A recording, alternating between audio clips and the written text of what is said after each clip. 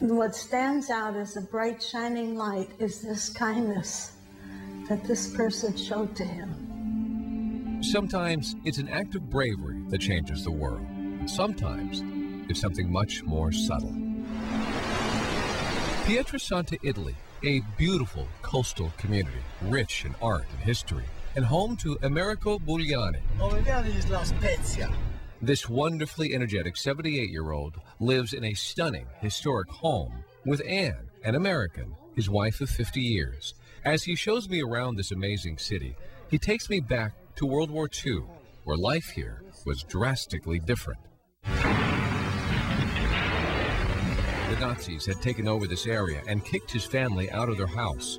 They became refugees, no money, no home, starving. For years, every day was a struggle to survive.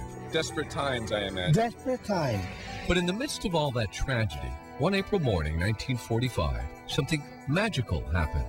Bugliani says the Americans had fought their way towards town, so, as a curious 12-year-old, he went to investigate, maybe even find some food. We were hungry. We didn't have anything, and even the American coffee, the people said this is not that good, and we thought it was fantastic. What he found was a bunch of pup tents. It was the Nisei soldiers resting before another epic battle. This picturesque Italian environment is where the 100th 442nd was camped out before they hit the Gothic line, right under these ancient olive trees, a 1,200-year-old church right over here. And the reason they were camped here is because of these hillsides. They worked as a barrier that protected the troops against German artillery. Bugliani takes me to the very spot where he met a soldier, although brief, but a meeting he would never forget. Tell me what happened. He came around, and he saw me, and he told me... Just as you were to come over? He told me, come here, you know, and you understand probably the international language. For some reason, that soldier began to give that 12-year-old, a perfect stranger, gifts like food and candy. He gave me a tube of Colgate toothpaste, a toothbrush. He gave me the picture, and he said, my name is Paul Sakamoto, and that's taken to my mind. Paul Sakamoto. He never forgot that name. Why would a stranger who has been fighting through this horrendous war suddenly decide to be so generous to this child? The war would end. Bugliani would go on to live a successful life in America and Italy. Decades would go by, and then Americo decides he wants to find Sakamoto and meet him. He discovers the Nisei soldier survived the war and was living in Hawaii. The two would finally meet. Anne remembers it well. He was just this big, and his heart was huge, and he was just so beautiful. It was a meeting that finally answered some age-old questions. Paul said when we met him that he had so much compassion for the children and the suffering of the children during the war. Sakamoto also confessed that he was about to go into battle and felt that he was not going to survive. He knew that 12-year-old boy could use those items more than he. It was a stunning admission decades later. It may have been a chance meeting in this olive field that lasted only seconds, but Anne gets why it was so important. The stories that my husband told me of what he went through during the war, it was unbelievable what they suffered. They lost everything. They were hungry. It was horrible. And this American soldier showed him kindness. And he never forgot.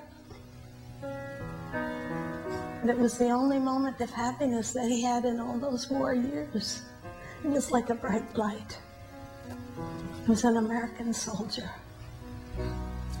And so, you don't forget those things.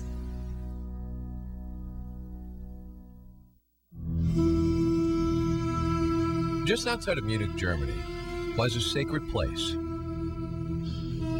A reminder of how horrible man can be. Dachau, a series of death camps scattered throughout the countryside where Jews were massacred by the Nazis. Unknown to the world until the spring of 1945, when a unit of Nisei soldiers were among its liberators, the first to see it. George OIYE, with the 522nd Field Artillery Battalion, remembers that day. My first experience with having been exposed to to the Dachau inmates were lumps in the snow.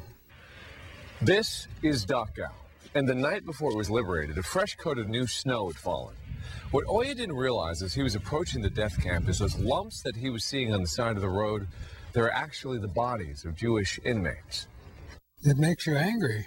OIYE had witnessed so many atrocities in the war, but Dachau was different, haunting, scarring. To me, the most important emotion was guilt. Guilt for mankind, for having transgressed before God. America alerted the world that Dachau had been liberated, but for decades refused to admit Japanese Americans were among the liberators. But OIYE, an avid photographer, had the photos to prove it. This one was his first recollection of seeing inmates alive. When we had just pulled off the road, you can see our sign with an arrow, and it says 522. And there were witnesses. YANINA KAVINSKA also remembers that day. She was 16.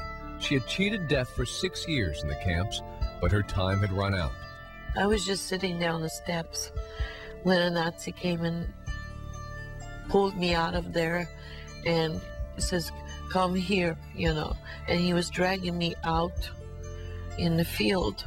There was a concrete wall, bodies all over, and Nazis standing with machine guns, so I knew it was the end. So there she was, standing against a concrete wall, blindfolded, waiting for the guns to cock and fire. But that never came. Instead of shooting us, they were running. So when they were running, they were yelling for every Nazi to get together and get out. Just before the Germans could pull the trigger, the camp was stormed. It was the U.S. Army, more specifically the 522nd, Japanese Americans. And one of those Nisei soldiers went up to Yanina and pulled her blindfold off. I looked at a Japanese man in front of me. He was shorter than me. He had no eyes, just slits. And he had a USA uniform on. He was Japanese, so he went down in this kind of emotion, low. Then he said, "From my God to your God, we are your liberators." Yanina has lived her life telling the world a remarkable story of how the Nisei soldier liberated Dachau and saved her life, even while her own country would not admit it.